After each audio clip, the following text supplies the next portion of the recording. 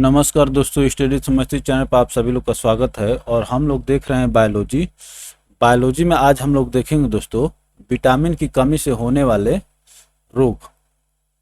और जो विटामिन की कमी से रोग होते हैं, आप जानते हैं कि वो कंटेजियस नहीं होते हैं, माने वो ह्यूमन टू ह्यूमन फैलते नहीं हैं। तो चलिए देखते हैं।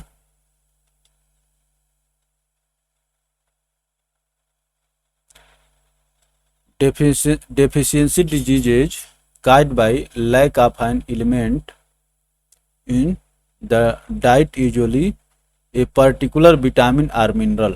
तो आपके जब आपके भोजन में कोई विटामिन या मिनरल की कमी हो जाती है तब आपको ये बीमारी होती है, माने जो विटामिन की कमी वाली होती है। It is noteworthy that diabetes, high blood pressure, cancer etc of human are non contagious diseases. Non contagious का मतलब कि जो दोस्तों जो छुआछूत से फैलती नहीं है, ठीक है ना। आप जानते हैं कि डायबिटीज भी नहीं फैलता है, हाई बीपी भी नहीं फैलता है, कैंसर भी नहीं फैलता है। उसी के बारे में ये बात कर रहा है। चलिए आइए देखते हैं कैंसर के बारे में। कैंसर क्या है? Cancer is a group of diseases involving abnormal cell growth, the potential to invade or spread to other part of the body। abnormal cell growth with the potential to invade or spread to other parts of the body। this contrast with benign tumor which do not spread। तो cancer और tumour अलग अलग है दोस्तों। Tumour जो होता है वो फैलता नहीं है, लेकिन कैंसर जो है बहुत तेजी से फैलता है। This contrast which benign tumours. Benign से मतलब कि जो ऐसी बीमारियां होती हैं, जो बेनिक का मतलब होता है non contagious. Possible sign of symptoms of cancer include a lump, abnormal bleeding, ठीक है ना। उसके क्या क्या कैंसर के लक्षण हो सकते हैं? Possible signs and symptoms of cancer include a lump, abnormal bleeding, prolonged cough, unexplained weight loss and a change in bowel movement. ये सब जो है कैंसर के लक्षण हैं, ठीक है ना। अब देखिए, A metastasis refers to the spread of cancer cells from their primary location to another region of the body, ठीक है ना। कैंसर के फैलने को दोस्तों मेटास्टेटिस कहते हैं। दूसरे, जैसे एक अंग में हुआ दूसरे जगह जब जा रहा है, ए metastasis refers to the spread of cancer cells from their primary location to another region of the body. इसको मेटास्टेटिस कहते हैं साइंस विज्ञान की भाषा में। चलिए आगे चलते हैं। कैंसर सेल्स में spread through the blood stream, the lymphatic vessels. तो कैंसर जो होता है दोस्तों ब्लड के माध्यम से भी फैल सकता है। कैंसर सेल्स में spread through blood streams, the lymphatic vessels. आइए देखते हैं, ये बहुत महत्वपूर्ण टॉपिक है दोस्तों।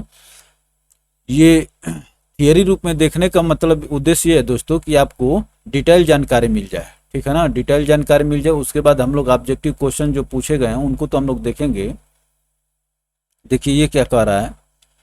N oncogene is a gene that has the potential to cause cancer in tumor cells। they are often mutated or expressed at high levels। most abnormal cells which will undergo a programmed form of rapid cell death of apoptosis when critical functions are altered and malfunctioning। तो इसमें शब्दों पर ध्यान दीजिए, oncogene और apoptosis क्या होता है? रैपिड सेल डेथ को क्या कहते हैं दोस्तों? एपोप्टोसिस कहते हैं। An oncogene is a gene that has the potential to cause cancer in tumour cells. Oncogene जो होता है दोस्तों, ये ट्यूमर सेल्स में भी कैंसर उत्पन्न कर सकता है। They are often mutated or expressed at high levels. The most normal cells will undergo a programmed form of rapid cell death. Cell death को क्या कहते हैं दोस्तों? एपोप्टोसिस कहते हैं। When critical functions are altered and malfunctioning. अब देखिए, Rouse sarcoma virus is a retrovirus and is the first oncovirus to have been described. It causes sarcoma in chickens. तो राउस sarcoma के बारे में बता रहा है कि Rouse sarcoma is a virus, is a retrovirus and is the first oncovirus to have been described.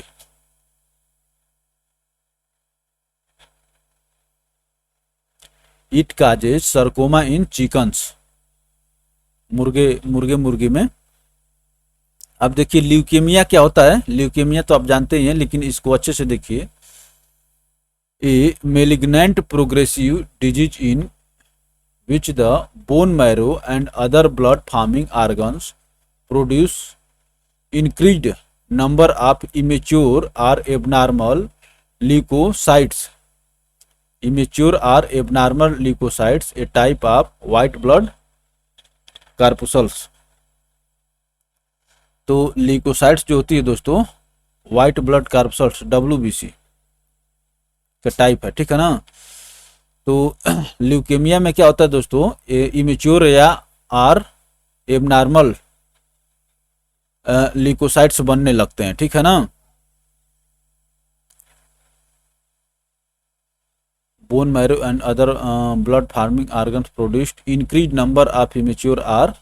तो leukaemia को दोस्तों ब्लड कैंसर कहते हैं, blood cancer.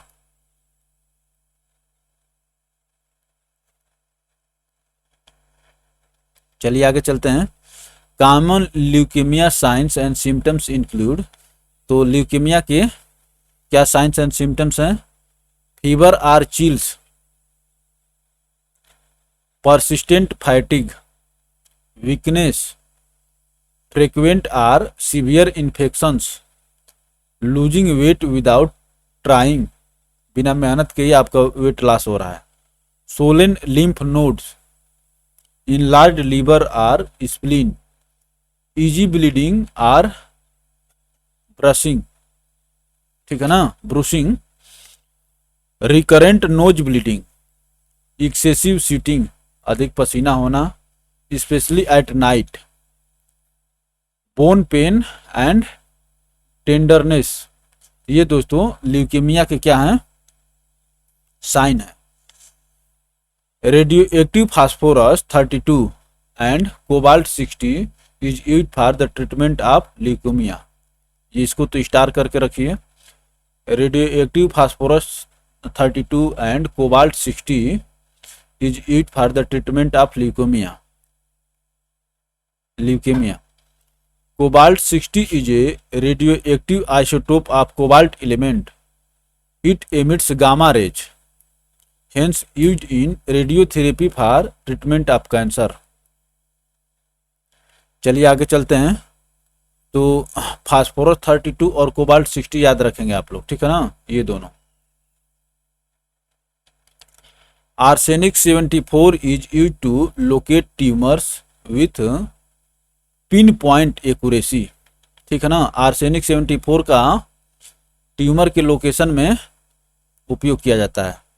Arsenic 74 is used to locate tumours with pinpoint accuracy, बहुत accuracy के साथ। अब देखिए gold 198 AU198 is a radioactive isotope of gold.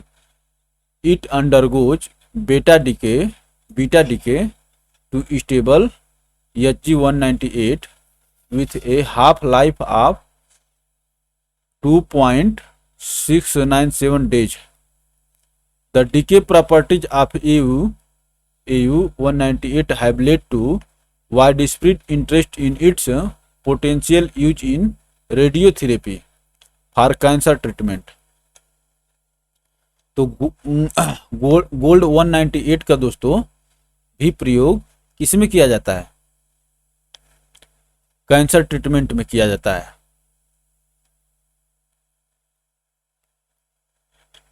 चलिए आगे चलते हैं। Interferon alpha 2A is used to treat various cancers like leukaemia, melanoma. Alpha 2A, interferon alpha 2A is used to treat various cancers like leukemia, melanoma, etc. It is also used to treat virus infections as chronic hepatitis B, chronic hepatitis B, chronic hepatitis C. This medication is the same as a protein that our body naturally produces.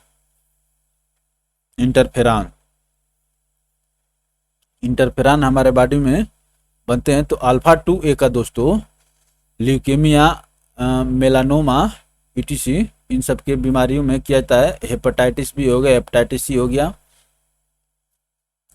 चलिए आगे चलते हैं दोस्तों। Epidemic ड्राप्सी, ये कौन सी बीमारी है? देखिए, dropsy is a form of oedema of extremities due to poisoning by Argemone mexicana, Mexican prickly poppy. Dropsy is a chemical state resulting from use of edible oils adulterated with a mexicana seed oil. तो ये दोस्तों ड्राप्सी नामक जो बीमारी होती है, आजकल देख रहे हैं कि जो खाने के ऑयल हैं, तेल हैं, मस्टर्ड ऑयल, इन सब चीज़ों में बहुत मिलावट होती है, उसके कारण हो रहा है। देखिए, dropsy is a form of oedema of extremity due to poisoning of Argemone mexicana. Dropsy is a chemical state resulting from use of edible oils adulterated with Argemone mexicana. एक मतलब अर्गेमोन मैक्सिकाना। चलिए आगे चलते हैं। ये मैक्सिको की तरफ से ज़्यादा हुआ तो इसलिए ये वहाँ पर से नाम आया। Sanguinarine and dehydrosanguinarine are two major toxic alkaloids of Argemone oil. Sanguinarine and dehydrosanguinarine are two major toxic alkaloids of argemone oil which cause capillary dilation, proliferation and increased capillary permeability. When mustard oil is adulterated with argemone oil, proteinuria, specifically loss of albumin, occurs. Proteinuria ये बीमारी का नाम है। occurs with a resultant edema as would occur in nephrotic syndrome. तो ये edible oil में epidemic dropsy जो होता है, ये एडिबल ऑयल में जो मिलावट होती है उसके कारण होता है। अब आगे देखिए, anthophobia. Anthophobia is a combination of two Greek words, anthos meaning flowers and phobia meaning fear और डीप एवर्जन। ठीक है दोस्तों, फोबोस मीनिंग फियर और डीप एवर्जन। तो एंथोफोबिया होता है दोस्तों फूलों से जो लोगों को डर लगने लगता है।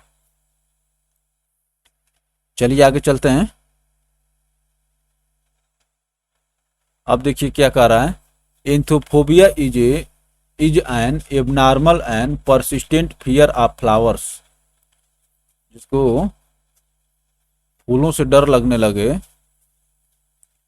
sufferers experience anxiety even though they realize they face no threat from flowers। ठीक है ना, उनको फ्लावर से कोई खतरा नहीं होता है तो फिर भी उनको समस्या होने लगती है। Any genus or species of flower can instill fear as can any flower part such as a petal or sepal। any genus or species of flowers can instill fear as can any flower part such as petal and sepal। अब देखिए hysteria नामक बीमारी क्या होती है। Hysteria is an uncontrollable outburst of emotion or fear, often characterized by irrationality, laughter, weeping। ठीक है ना, आदमी अचानक जो रोने लगता है, हंसने लगता है, ये सब हिस्टीरिया के लक्षण है। Hysteria is a psycho neurotic disorder characterised by violent emotional outbreaks, disturbance of sensory and motor functions, various abnormal effects due to autosuggestion, various abnormal effects due to autosuggestions। तो ये हिस्टीरिया नामक बीमारी हो गई। तो क्या कह रहा है, hysteria is a psycho neurotic disorder characterised by violent emotional outbreak, disturbance of sensory and motor functions and various abnormal effects due to autosuggestions। Silicosis, silicosis नामक बीमारी क्या है, देखिए। Silicosis fibrosis caused by inhalation of dust containing silica. ये silica जो होता है उसको जब आप इनहेल कर लेंगे तो ये समस्या आती है। Silicosis fibrosis caused by inhalation of dust containing silica, any occupation where earth crust is disturbed can cause silicosis, where earth crust is disturbed can cause silicosis। A long list of occupations is known that expose workers to crystalline silica that is inhaled। Some of these include, तो इन सब कामों में दोस्तों जो worker होते हैं उनको silica का एक्सपोजर हो जाता है। Coal and hard rock mining, coal and hard rock mining, construction work, tunnel work, ठीक है ना। और ये क्या कर रहा है, lung fibrosis,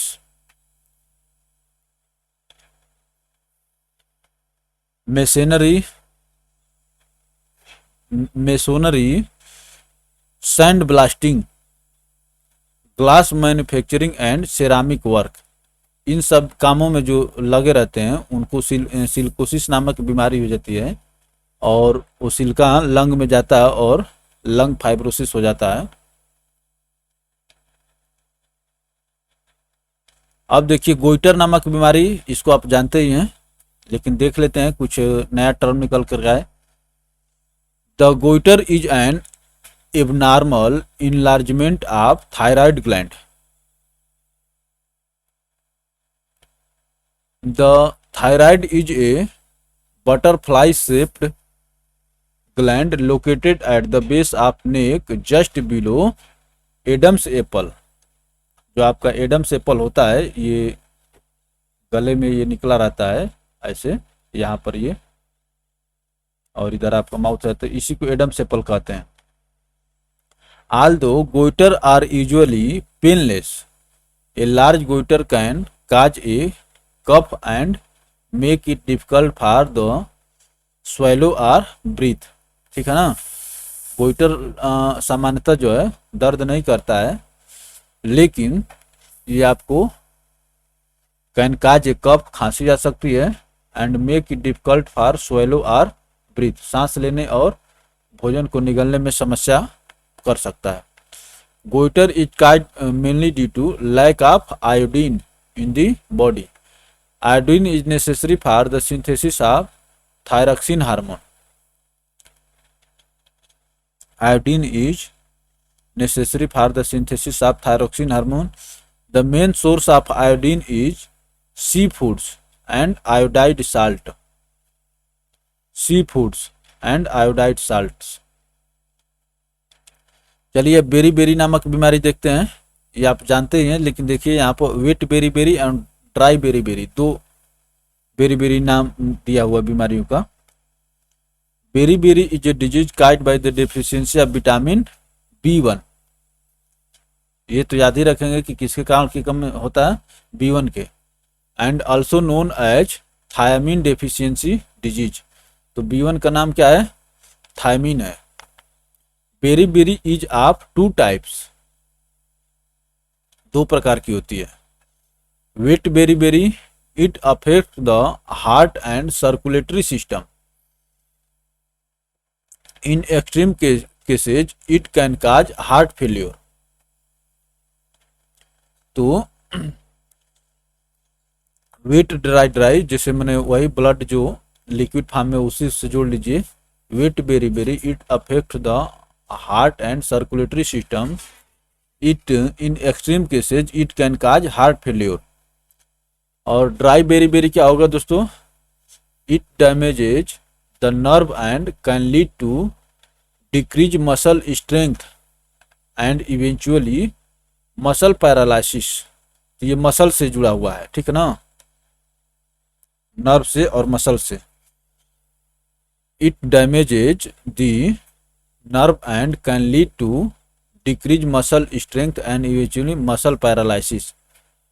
Berry berry could be life threatening if it is not treated due to the lack of vitamin B1 thiamine in birds। polyneuritis is caused। अब देखिए कितना अच्छा फैक्ट निकल गया। Due to lack of vitamin B1 thiamine in birds, polyneuritis is caused। पक्षियों में दोस्तों पॉलीन्यूरिटिस नामक बीमारी हो जाती है, पॉलीन्यूरिटिस। चलिए आगे चलते हैं।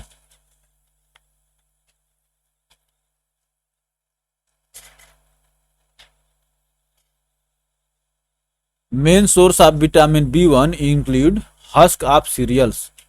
जो अनाज की भूसी होती है उसमें विटामिन B1 मिलता है। बहुत लोग देखते हैं कि जैसे दाल के छिलके निकाल देते हैं, तो ये समस्या है।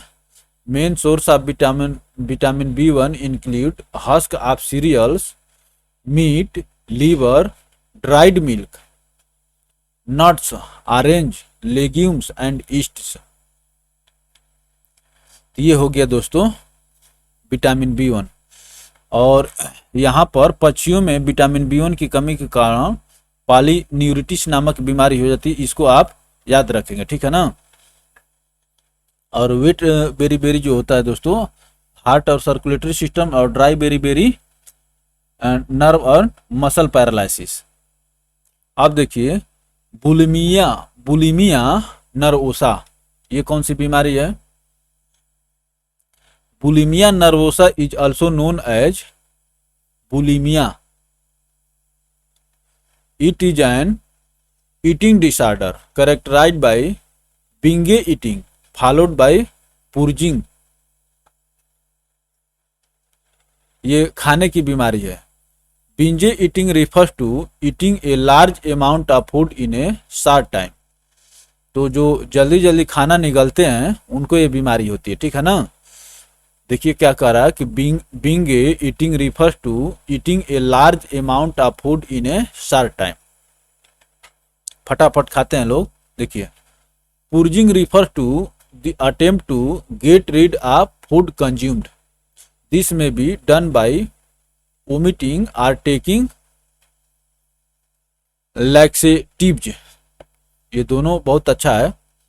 बुलिमिया नरोसा, अब देखिए पुर्जिंग क्या कह रहा है, purging refers to attempt to get rid of the food consumed, जो खाना आदमी खा लेता है तो वोमिटिंग होने होने होती है कि भाई जल्दी से पेट साफ हो जाए। Get rid of food consumed, this may be done by vomiting or taking laxatives. चलिए अब देखते हैं इटाई इटाई नामक बीमारी को देखते हैं।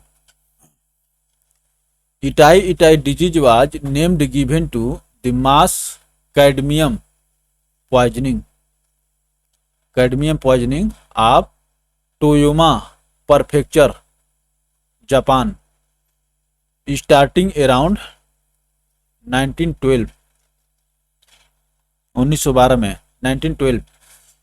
तो ये दोस्तों इटाई इटाई बीमारी जो है जापान में पहली बार डिटेक्ट की गई थी और ये कैडमियम के एक्सपोजर के कारण होता है।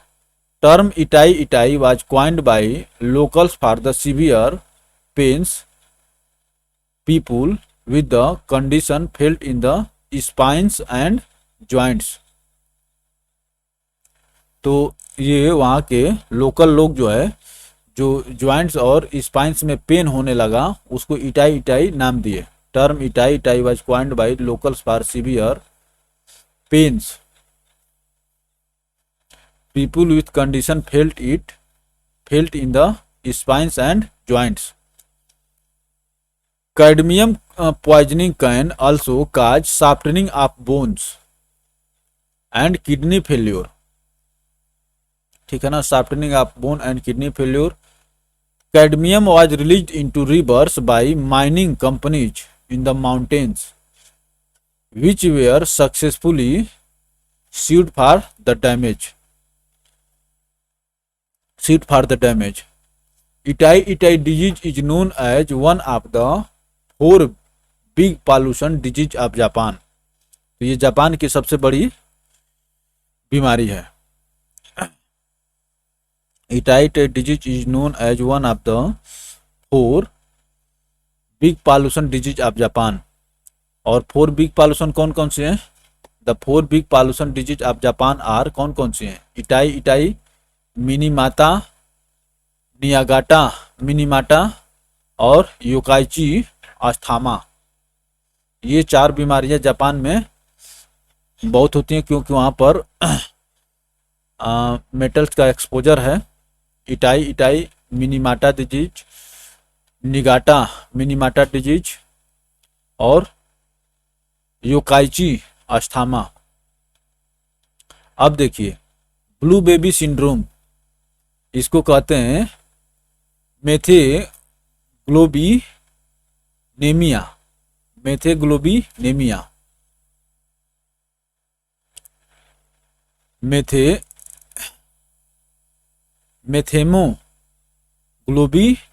मेथेमोग्लोबिन, इसको देख लेंगे, टेढ़ा नाम है थोड़ा सा, methaemoglobinaemia. The blue baby syndrome is potentially caused by nitrates in drinking water. It results in blueness of the skin in babies. Blueness of skin in babies. Nitrates from polluted drinking water form compounds in the body that changes hemoglobin to methaemoglobin, ठीक है ना, ये haemoglobin से जुड़ा हुआ है। That changes haemoglobin to methaemoglobin which can not bind oxygen, decreasing the ability of blood to carry oxygen. जिस तरह से कार्बन मोनोऑक्साइड ब्लड के साथ जा करके चिपक जाता है, उसी तरह से नाइट्रेट्स भी दोस्तों ब्लड के हेमोग्लोबिन से जा करके मेथामोग्लोबिन बना लेते हैं और आपके ब्लड की ऑक्सीजन कैरी करने की क्षमता क्या होती है, रिड्यूस हो जाती है। In infants the condition can be फटल, बच्चों के लिए घातक हो सकता है।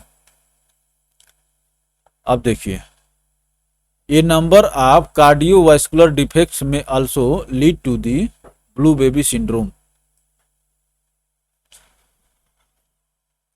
may lead to the blue baby syndrome. Most common cyanotic heart defects include tetralogy of Fallot, a combination of four congenital abnormalities. The four defects include a ventricular septal defect, pulmonary valve stenosis, a misplaced aorta, and a thickened right ventricle wall.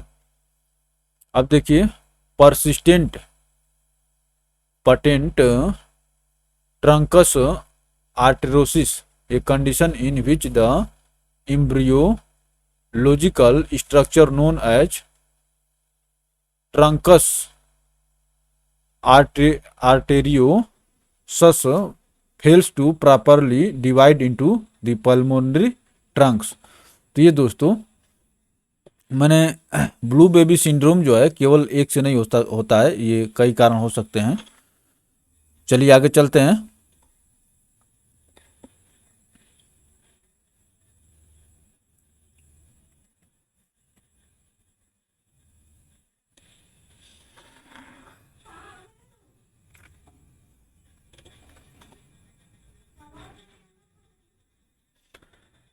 Tricuspid atresia, tricuspid heart valve is missing or abnormal development. तो ये मैंने blue baby syndrome जो बीमारी है दोस्तों, खास तौर से आपके सर्कुलेटरी सिस्टम को, ब्लड सर्कुलेटरी सिस्टम को से प्रभावित होती है, उसी को प्रभावित करती भी है। Transposition of great vessels and abnormal ये arrangement of any great vessels, superior और inferior vena cava, pulmonary artery, pulmonary veins and aorta, and anomalous pulmonary venous connection। तो ये दोस्तों इतने प्रकार से हो सकता है। अब देखिए यूरिन क्या होता है दोस्तों। Urine is an aqueous solution of greater than 95% water, ठीक है ना। Other constituent include urea, chlorides of sodium and potassium, creatinine, uric acid and other dissolved ions and organic and inorganic compounds. तो urine में दोस्तों ये सब चीज़ पाए जाते हैं। क्या क्या? Include urea, chlorides of sodium, potassium and potassium, इन दोनों के क्लोराइड्स, क्रिएटिनिन, यूरिक एसिड, ये सब चीज़ पाए जाते हैं। क्रिएटिनिन को याद रखेंगे। Urea is a non toxic compound made of toxic ammonia and carbon dioxide. तो यूरिया जो होती है दोस्तों, ये तो जहरीली नहीं होती है, लेकिन अमोनिया जहरीली होती है, और अमोनिया से ही यूरिया बनती है। और ये काम कौन करता है? लीवर करता है। अमोनिया की यूरिया में लीवर बदलता है। चलिए आगे चलते हैं। यूरोबिलिन और urochrome is the chemical primarily responsible for yellow colour of urine. तो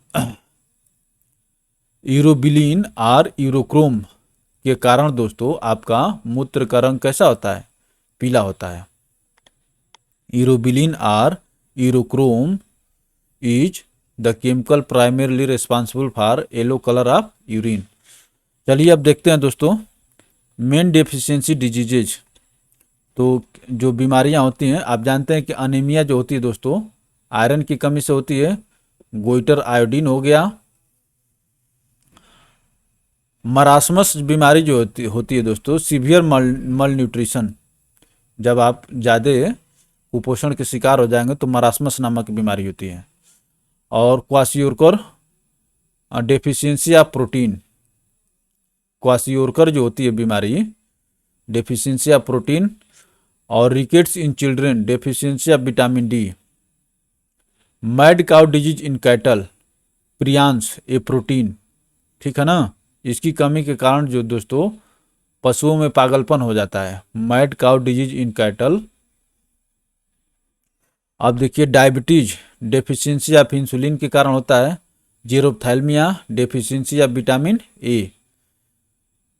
तो खास तौर से रतौंधी को लोग जानते हैं कि विटामिन ए, लेकिन जीरोप्थैल्मिया भी बीमारी विटामिन ए की कमी के कारण होता है। चलिए आगे चलते हैं, इसको याद रखिए, ये अलग है। Mad cow disease in cattle prions, ये प्रोटीन के कारण। अब देखिए cerebral palsy. Cerebral palsy is a group of permanent movement disorder that appear in early childhood. Permanent movement disorders that appear in early childhood. Symptoms include poor coordination, stiff muscle, weak muscle and tremors. There may be problems with sensation, vision, hearing, swallowing and speaking. ये cerebral palsy में सब हो सकता है। The case of cerebral palsy is the brain injury. The case of cerebral palsy is a brain injury or brain malformation that occurs while the brain is developing before or during or after birth. ठीक है ना, ये क्या कह रहा है? That occurs while the brain is developing before, या तो पहले वो डेवलप हो रहा है, ये ड्यूरिंग आर आफ्टर बर्थ। तो ये बर्थ के समय जो दोस्तों माने आफ्टर, ड्यूरिंग और before, that occurs while the brain is developing. As a result of the brain damage during brain development, a child muscle control, muscle coordination, muscle tone, reflexes, posture and balance can be affected. अब देखिए Alzheimer disease के बारे में भी आप लोग जानते हैं। ये जो होती है बुढ़ापे की बीमारी कहा जाता है अक्सर। Alzheimer disease is a chronic neuro degenerative disease. Chronic neuro degenerative disease that cause brain cells to degenerate. It usually starts slowly and gradually worsens over time. तो धीरे धीरे स्टार्ट होती है और धीरे धीरे कर करके ये माने खतरनाक स्थिति में पहुंच जाती है। Alzheimer's disease is the most common cause of dementia A. Continuous decline in thinking, behavioral and social skills that disrupt the person's ability to function independently. The early sign of disease may be forgetting recent events or conversations. जो इसका प्रारंभिक संकेत क्या है कि आदमी जो है फॉरगेटिंग रिसेंट इवेंट्स, जो अभी 2-4 दिन में आज शाम सुबह हुआ था वो भूल जाता है, बातचीत को भूल जाता है। आज द डिजीज प्रोग्रेसेज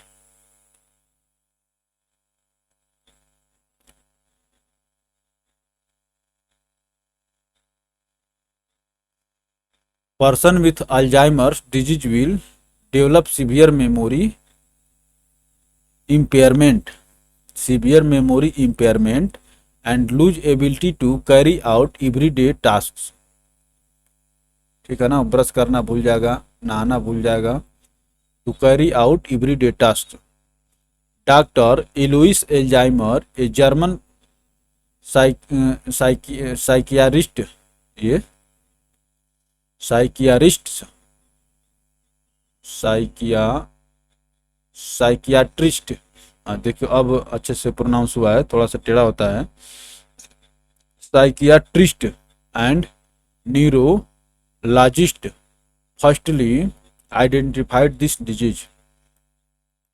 एलोइस एल्जाइमर ये जर्मनी के साइकियाट्रिस्ट थे और न्यूरोपैथोलॉजिस्ट थे।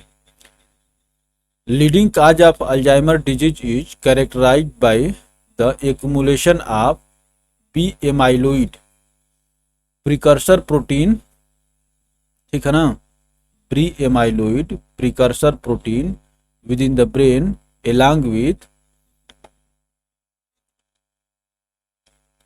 along with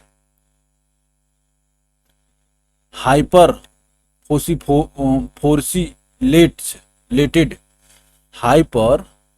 phosphorylated and cleaved forms of microtubules associated protein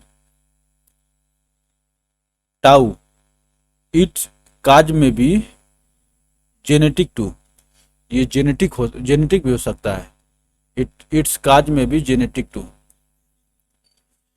अब देखिए ईचिंग, जिसको आप लोग हिंदी में खुजली कहते हैं, it is a sensation that cause the desire or reflex to scratch, ठीक है ना, खजुआते हैं आप लोग। Scratching itchy skin cause the brain to release hormone serotonin which intensify itching sensation. देखिए क्या कह रहा है, scratching itchy skin causes the brain to release hormone serotonin which intensify itching sensation.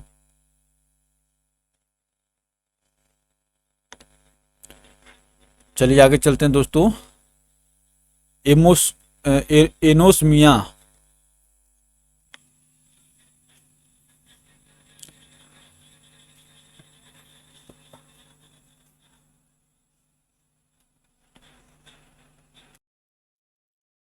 तो चलिए दोस्तों अब अगली बीमारी हम लोग देखेंगे anosmia.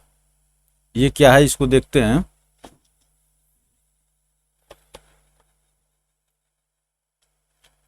The complete loss of smell is called anosmia. Loss of smell.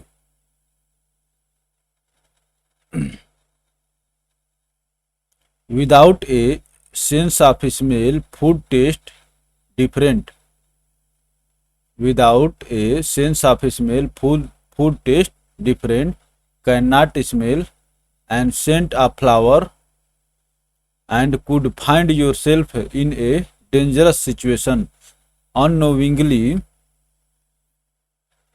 For example, without the ability to detect an odor, you would not smell a gas leak.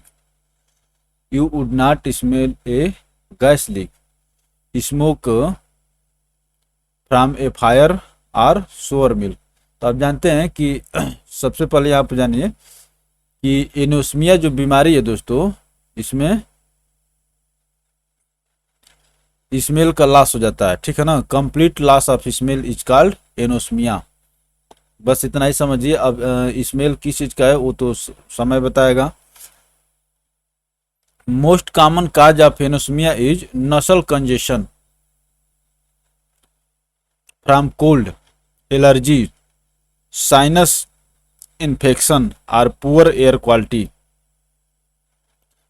Brain injury could also cause anosmia, and some people are born without a sense of smell, and some people born without a sense of smell, congenital anosmia। तो ये कुछ लोग को जन्मजात भी हो जाता है। चलिए आगे चलते हैं। Congenital anosmia. अब मिनीमाता डिजीज के बारे में देखिए, इसको आप लोग सुने होंगे, जानते होंगे। Minamata disease is a neurological syndrome caused by severe mercury poisoning.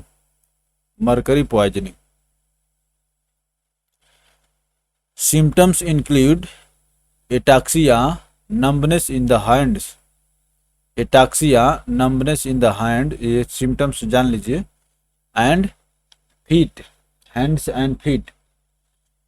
General muscle weakness, narrowing of the field of vision. ये भी इसका narrowing of the field of the vision and damage to hear and speech. तो Minamata disease बहुत खतरनाक है, देख रहे हैं ना, ये मरकरी के पॉइजनिंग के कारण होती है। Minamata disease firstly took place in Minamata city of Japan by consumption of mercury containing fish. Mercury containing fish, तो उसी जगह के नाम पर मिनीमाटा इसका नाम पड़ गया। आगे चलिए देखते हैं।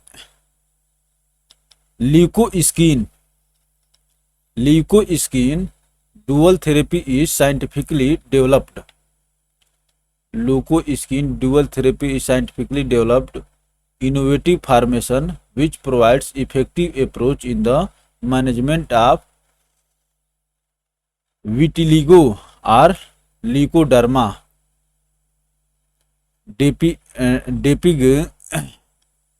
depigmentation of skin।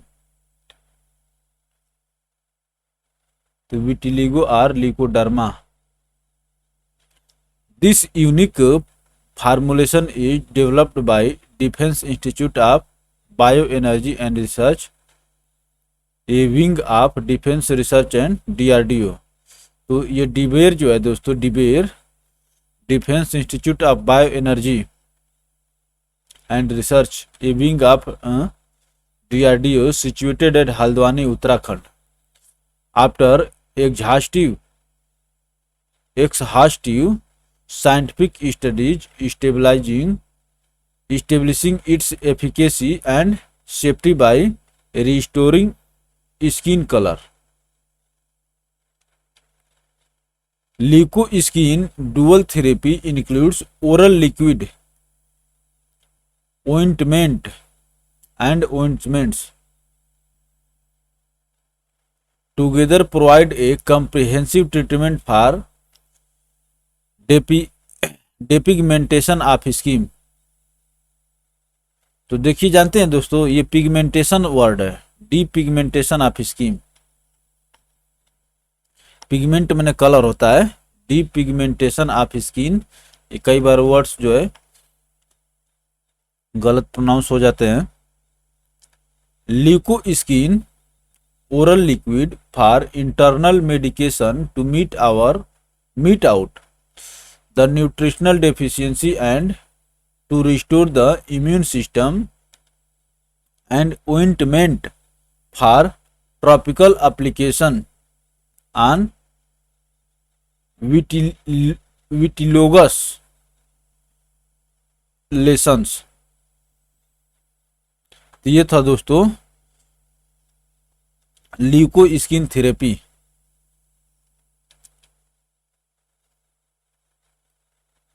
चलिए आगे चलते हैं। अब देखिए, ये EEG है, इसको हम लोग देख चुके हैं। EEG किसके लिए? एक्टिविटी ऑफ ब्रेन के लिए। तो इसको देख लेते हैं। Electroencephalogram and encephalogram is a test to find problems related to electrical activity of the brain. An EEG tracks and records brainwave pattern।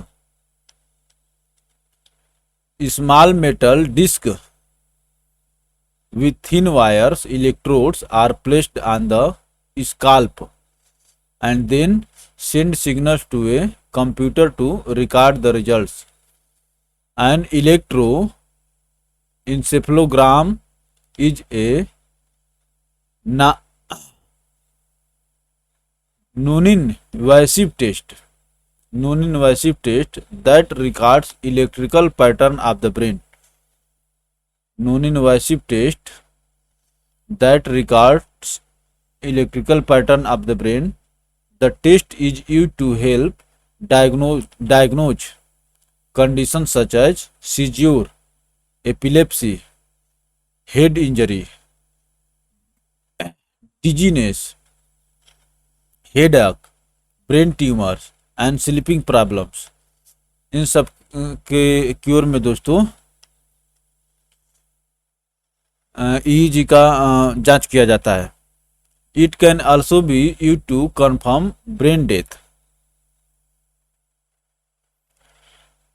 Hence Berger, a German psychiatrist is best known as inventor of EEG. ठीक है ना। तो अभी पूछ लेगा कि EEG की खोज किसने किया है, तो हैंस बर्गर ने किया है। अब देखिए मायोपिया, नियर साइटेडनेस, आप जानते ही हैं। Myopia is medically termed as vision condition in which people can see close objects clearly but objects farther away appear blurred. Myopia occurs if the eyeball is too long or the cornea, the clear front cover of the eye, is too curved. As a result, the light entering the eye is not focused correctly and distant object look blurred. तो इसमें क्या होता है, eyeball is too long, the concave lens is use to treat myopia. तो देखिए इसमें एक trick आता है जो मैं आपको बता देता हूं, दूना।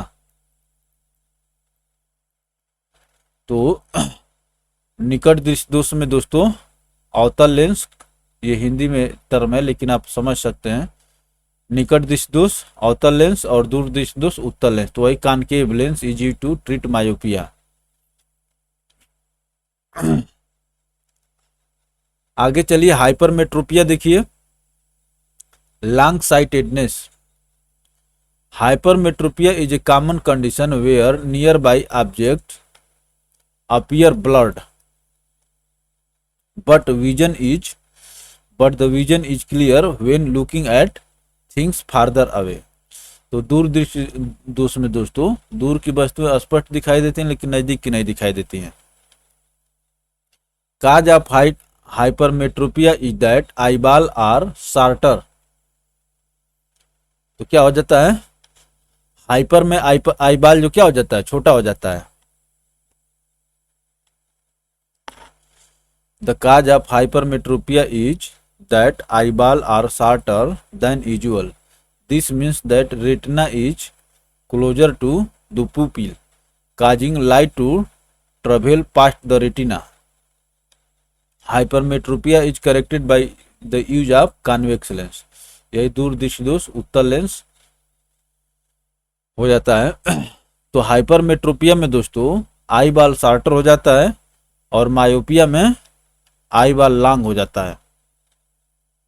अब देखिए एस्टिग्मेटिज्म में भी आई से रिलेटेड ये बीमारी है। Astigmatism is a common vision problem caused by an error in the shape of cornea.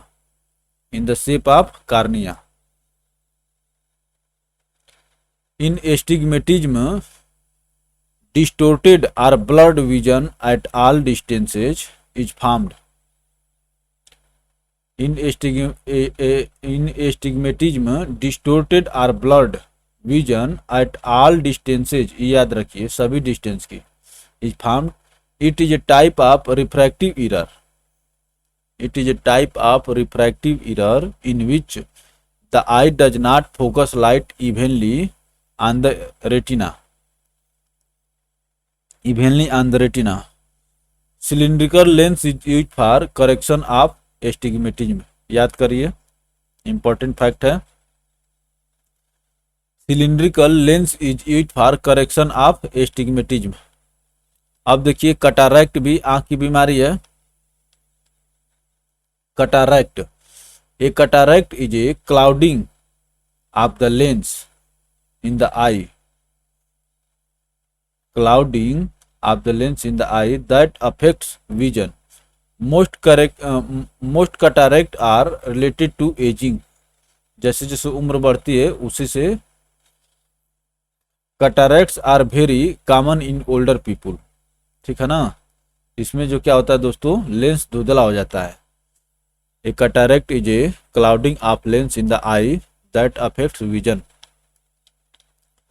Sleep apnea, देखते हैं स्लीप अपनिया क्या है। Sleep apnea is a serious sleep disorder that occurs when a person's breathing is interrupted during sleep। तो सांस में जब बाधा पहुंचती है तो आदमी को अच्छे से नींद नहीं आती है। Sleep apnea, sleep apnea is a serious sleep disorder that occurs when a person's breathing is interrupted during sleep। चलिए आगे चलते हैं दोस्तों। People with untreated sleep apnea stop breathing repeatedly during their sleep। This means the brain and rest of the body may not get enough oxygen। A noticeable sign of sleep apnea is snoring। जो आप देखते हैं कि सोते समय आदमी के नाक से आवाज आती है, वही कह रहा है। A noticeable sign of sleep apnea is snoring।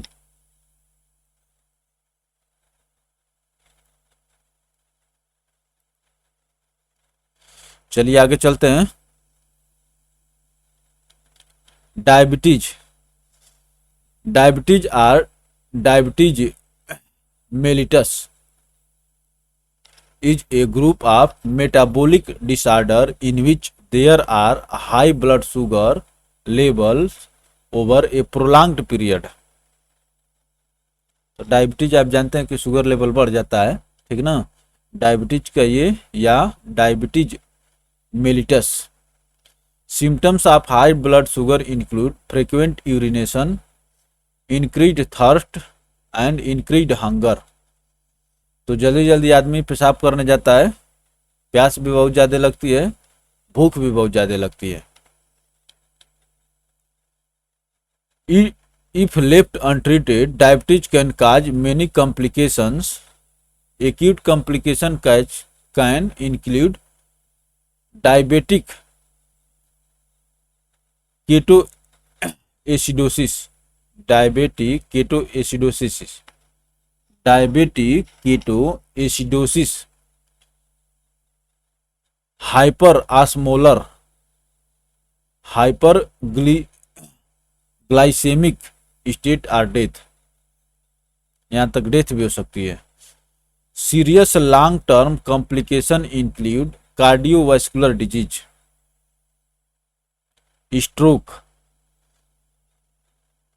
chronic kidney disease, foot ulcer and damage to the eyes। तो इसमें फुट अल्सर भी हो जाता है, ठीक है ना। इसको याद रखिए, बहुत महत्वपूर्ण फैक्ट है। Foot ulcer and damage to the eyes.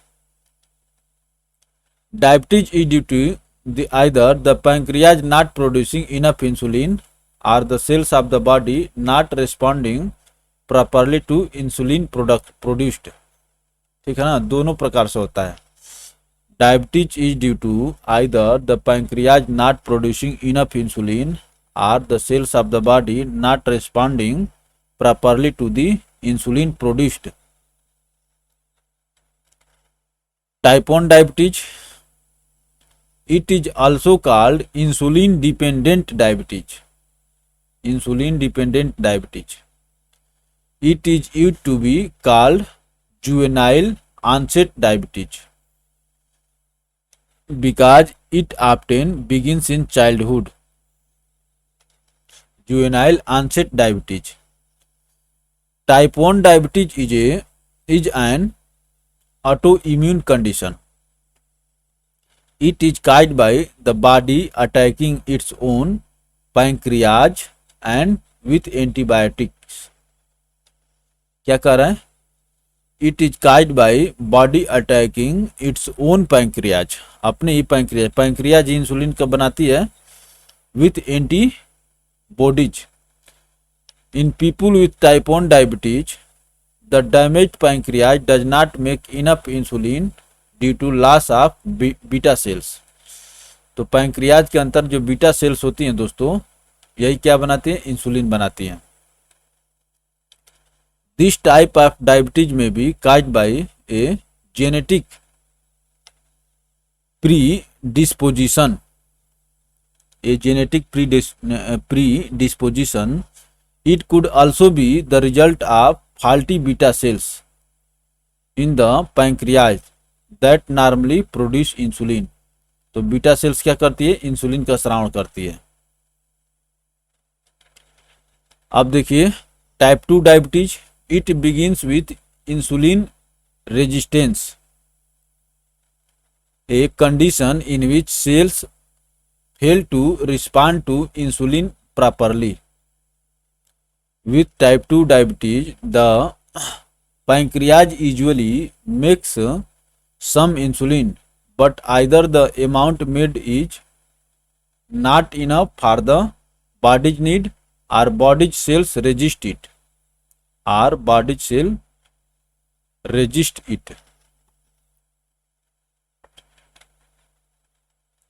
This form was previously referred to as non-insulin dependent diabetes or adult onset diabetes. Non-insulin dependent diabetes or adult onset diabetes. The most common cause is a combination of excessive body weight and insufficient exercise. दोनों के कारण होती है। is a combination of excessive body weight or and insufficient exercise.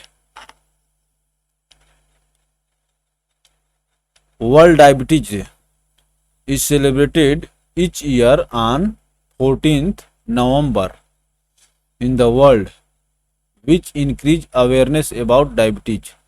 तो 14th नवंबर को दोस्तों world diabetes day मनाया जाता है। Each year, World Diabetes Day is coordinated by the International Diabetes Federation, carries a particular theme. The theme for World Diabetes 270 was the family and diabetes. तो हर साल एक, तो 14 नवंबर को वर्ल्ड डायबिटीज डे मनाया जाता है। Diabetes insipidus, Diabetes insipidus is a condition caused by not enough anti-diuretic hormone ADH, anti-diuretic hormone in the body. This condition is also called water diabetes. This condition is also called water diabetes. ADH is also known as vasopressin, secreted by the pituitary gland, Piyush ग्रंथि जिसको हिंदी में कहते हैं, pituitary gland and endocrine gland. This is a hormone that helps the kidney keep the correct amount of water in the body.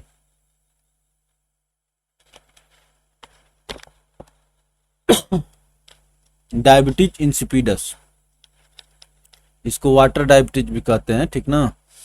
Diabetes insipidus is a condition caused by not enough anti diuretic hormone in the body. This condition called vasopressin secreted by the pituitary gland. Pituitary gland छुटाई हुआ था। ADH is also known as vasopressin, secreted by the pituitary gland and endocrine gland. This is a hormone that helps the kidney keep the correct amount in the body. चलिए आगे चलते हैं दोस्तों।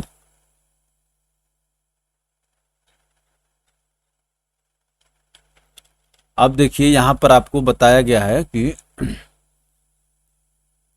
कैसे insulin बनता है।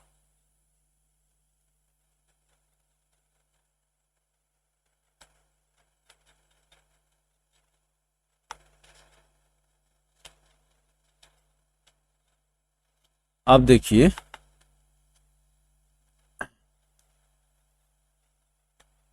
ये हो गई आपकी पैंक्रियाज, और ये हो गया isolates of Langerhans. Langerhans की दीपिकाएं कहती है। इसमें beta cells, alpha cell, delta cells, F cells, exocrine gland. इसमें पैंक्रियाज जो दोस्तों मिक्स्ड ग्लैंड है, ठीक है ना, इंडोक्राइन और एक्सोक्राइन दोनों प्रकार की। अब देखिए इसको जो हम लोग थोड़ा सा और बड़ा कर लेते हैं ताकि समझ में आए, ठीक है ना। Hypo secretion of insulin by beta cells, hypo माने ज़्यादा होता है, ठीक ना। Hypo secretion of insulin by beta cells. अब क्या होता है, ये जो इंसुलिन होगा, entrance of insulin into blood vessel and blood stream. तो यहाँ से इंसुलिन जो है आपका ब्लड स्ट्रीम में आ गया, ब्लड वेसल है ये। अब देखिए non utilization of glucose by body cells due to less amount of insulin. Non utilization of glucose by body cells due to less amount of insulin. Excess percentage of glucose in body cells, excess percentage of glucose in blood vessel. तो भाई जब glucose का पाचन नहीं होगा तो क्या होगा, ग्लूकोज बढ़ ही जाएगा। आइए देख लेते हैं और देखते हैं, आराम से समझिए इसको। अब देखिए स्टमक में क्या कर रहा है, changing of food into glucose in small intestine. तो स्मॉल इंटेस्टाइन में दोस्तों स्टमक के द्वारा फूड को ग्लूकोज में बदला जाता है। Changing of food into glucose in small intestine, यही ग्लूकोज को इंसुलिन जब डाइजेस्ट नहीं कर पाता है तो आपके ब्लड में ग्लूकोज का लेवल बढ़ जाता है। Entrance of glucose into blood vessel and blood stream, इसको इंसुलिन डाइजेस्ट करता तो काम सही हो जाता। Graphic representation of cause of diabetes disease. अब देखिए मेथी,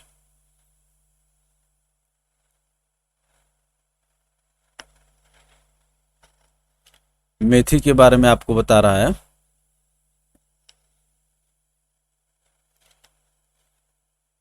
फेनुग्रीक, मेथी को क्या कहते हैं, फेनुग्रीक कहते हैं। Fenugreek is an angiosperm plant which seeds are used as a medicine to control the blood sugar level, ठीक है ना। Methi is an angiospermic plant which seeds are used as a medicine to control blood sugar level। अब देखिए the करी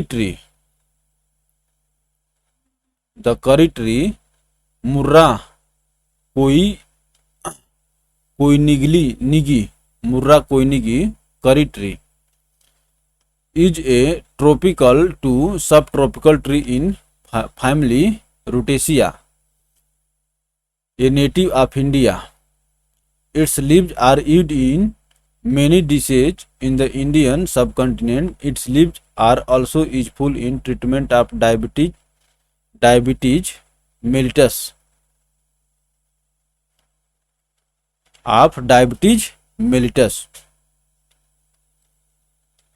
In the early 1920s, Frederick Banting and Charles Best discovered and isolated insulin under the directorship of John McLeod at the University of Toronto.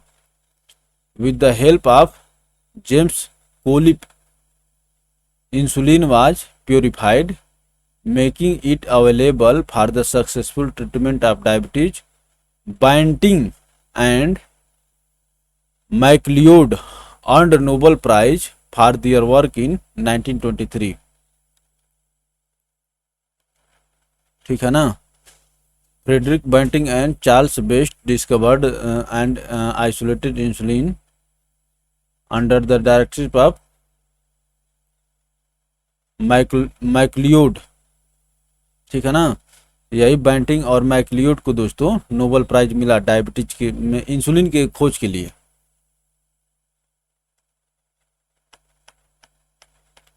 अब देखिए क्या आ रहा है, em एम्फीसेमा।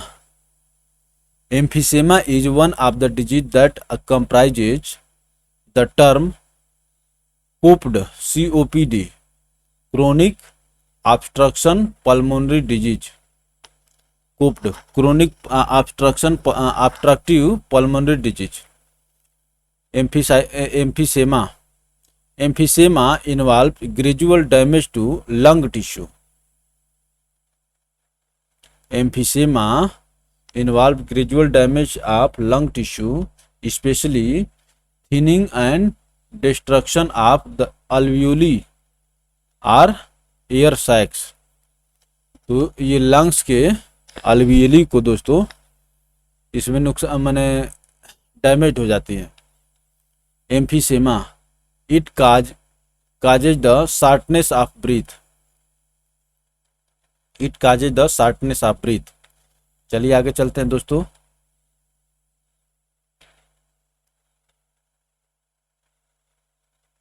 अब देखिए heart attack. The common cause of heart attack is plaque buildup in the arteries, atherosclerosis, ठीक ना। Plaque buildup in the arteries, atherosclerosis that prevent blood from getting to the heart muscle. That prevents blood from getting to the heart muscles. Heart की muscles को, ठीक है ना। Heart attack can also be caused by blood clots or a torn blood vessel.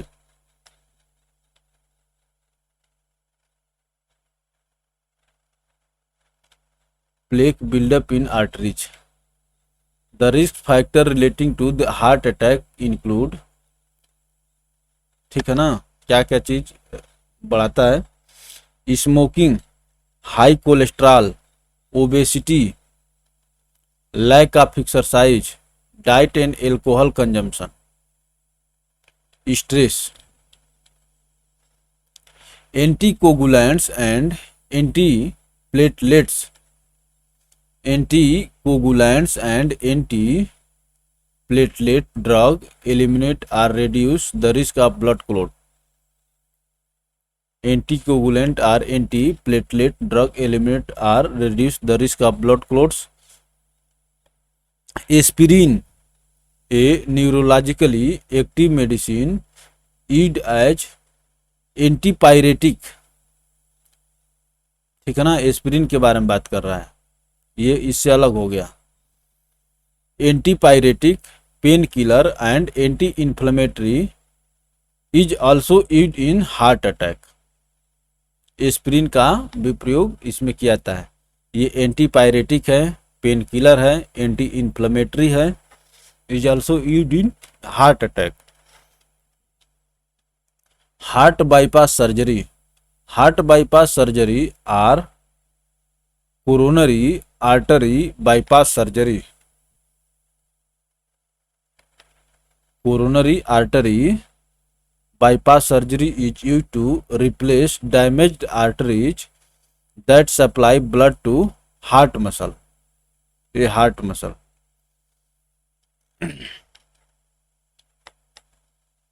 Coronary arteries. Heart bypass surgery. Heart bypass surgery or coronary artery bypass surgery is used to replace damaged artery that supply blood to a heart muscle.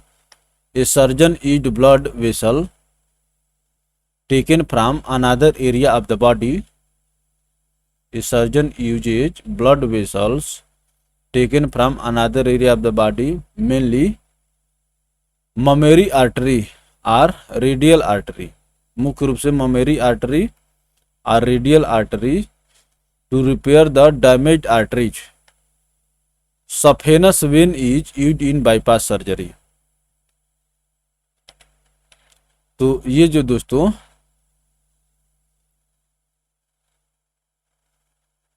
Artery था और ये when है, क्या कह रहा है इसको याद रखिए।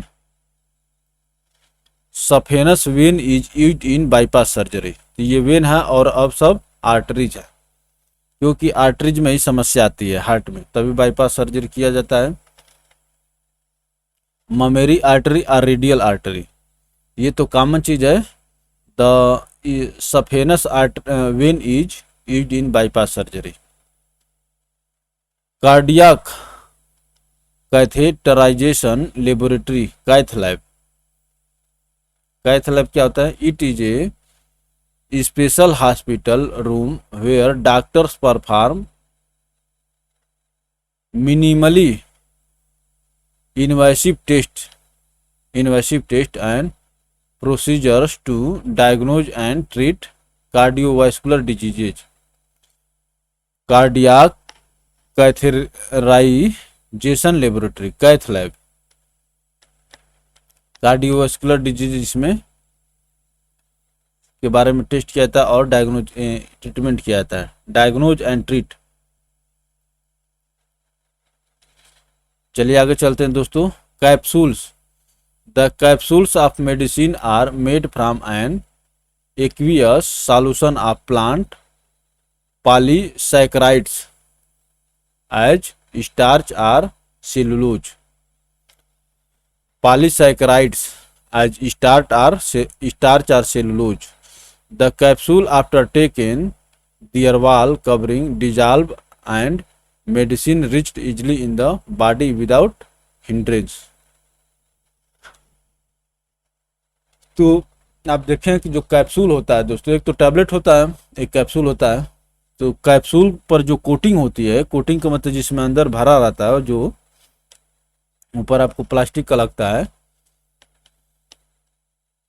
Are made from an aqueous solution of plant polysaccharides as starch और सेलुलोज। अब देखिए लीवर सिरोसिस, ये खास तौर से the chronic disease of the liver marked by degeneration of cells. जो ज्यादा दारू पीते हैं, chronic disease of the liver marked by degeneration of cells, inflammation and fibrous thickening of cell, fibrous thickening of tissue. This damage is characterized by the replacement of normal liver tissue by scalar tissue. ठीक है ना, normal liver tissue by scar tissue. Typically the disease develops slowly over months और year, धीरे धीरे होती है। This damage is characterised by the replacement of normal liver tissue by scar tissue. Typically the disease develop slowly over months और year. As the disease worsens, a person may become tired, weak, itchy, have swelling in the lower legs,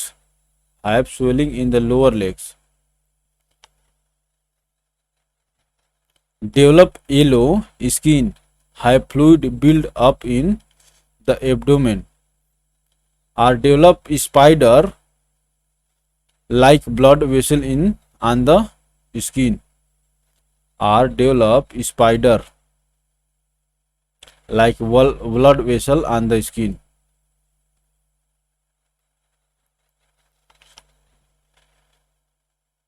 It is typically a result of alcoholism or hepatitis or non-alcoholic fatty liver disease. It is typically a result of alcoholism or hepatitis or non-alcoholic fatty liver disease.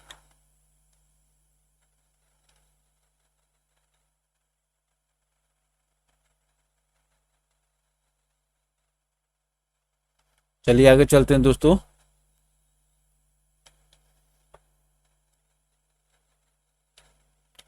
Oral सबमुकस fibrosis, इसको देखते हैं ये क्या है। Oral submucous mucous fibrosis, O S F या O S M S, is a chronic debilitating disease of the oral cavity, is a chronic debilitating disease of the oral cavity characterized by inflammation of and progressive fibrosis of submucosal tissue, lamina propria and deeper connective tissue, lamina propria and deeper connective tissue. It results in marked rigidity and an eventual inability to open the mouth.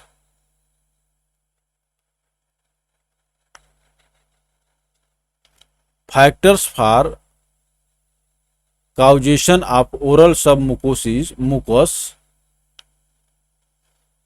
The factors for causation of oral submucous fibrosis is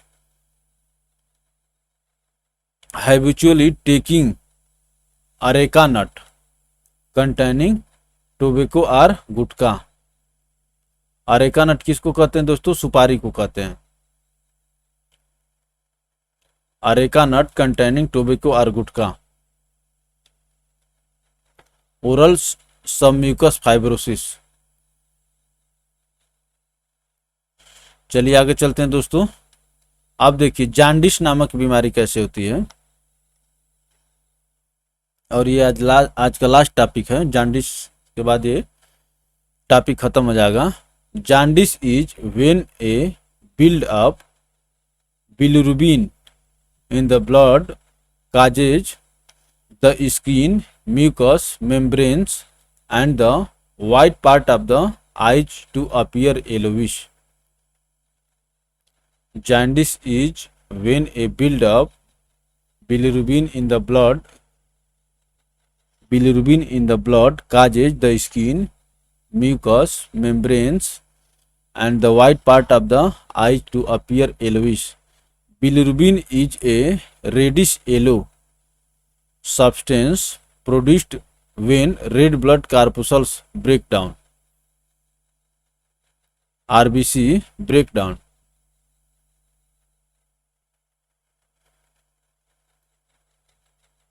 Bilirubin is excreted through the liver.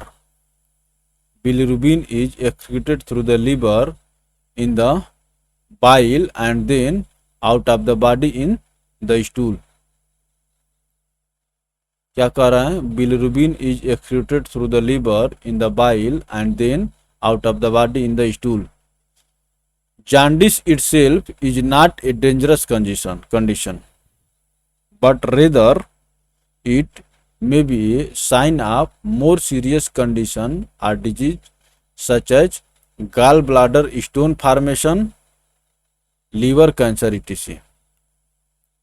Jaundice जो है दोस्तों एक स्वतः मैंने बहुत गंभीर बीमारी नहीं है, लेकिन ये संकेत देती है कि गाल ब्लाडर स्टोन फॉर्मेशन हो रहा है गाल ब्लाडर में, ठीक है ना, या लीवर कैंसर हो रहा है। Jaundice sometimes affect newborn jaundice because their livers are too immature to process the bilirubin in their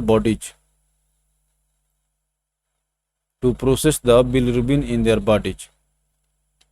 Other symptoms of jaundice may include itchy skin, change in urine and stool color. Urine may be pale or pale yellow orange, stool may be pale, और fatigue। तो ये सब था दोस्तों jaundice के बारे में, ठीक है ना, जिसको आप लोग पीलिया कहते हैं। तो चलिए ये टॉपिक हम लोग का ख़त्म हुआ, और आशा करते हैं कि आप लोग बहुत कुछ सीखे होंगे। इसको कम से कम एक बार पूरा वर्ड बाय वर्ड देख लीजिए ताकि आपको आगे के लिए सही रहे। चलिए दोस्तों, तो वीडियो अगर अच्छा लगे तो लाइक करके शेयर करें ताकि आपके दूसरे मित्र तक भी पहुंचे, और आपका लाइक ही मोटिवेशन प्रदान करता है। और वीडियो को, चैनल को सब्सक्राइब करके घंटी के आइकन को प्रेस करें ताकि आपको हर एक वीडियो को नोटिफिकेशन मिलता रहे और आप इस तरह से तैयारी में लगे रहें। चलिए, आप सभी को पुनः धन्यवाद। मिलते हैं फिर अगली वीडियो में।